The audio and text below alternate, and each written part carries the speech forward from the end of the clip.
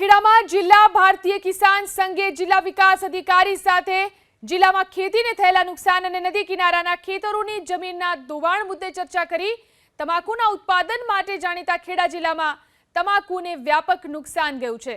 તમાકુના ઘર પર 18% જીએસટી છે, ત્યારે તમાકુના ધોવાણનું પણ વળતર ચૂકવવામાં આવે તેવી માંગ કરાઈ છે। ભારતીય કિસાન સંઘના ખેડા જિલ્લાના તમામ તાલુકા પ્રમુખો તરફથી પોતાના વિસ્તારમાં થયેલા નુકસાન અંગે પણ રજૂઆત કરાઈ। ખેડામાં જિલ્લા ભારતીય કિસાન સંઘે જિલ્લા વિકાસ અધિકારી સાથે જિલ્લામાં ખેતીને થયેલા નુકસાન અને નદી કિનારાના ખેતરોની જમીનના ધોવાણ મુદ્દે ચર્ચા કરી। તમાકુના ઉત્પાદન માટે જાણીતા ખેડા જિલ્લામાં તમાકુને વ્યાપક નુકસાન ગયું છે। તમાકુના ઘર પર 18% જીએસટી છે, ત્યારે તમાકુના ધોવાણનું પણ વળતર ચૂકવવામાં આવે તેવી માંગ કરાઈ છે।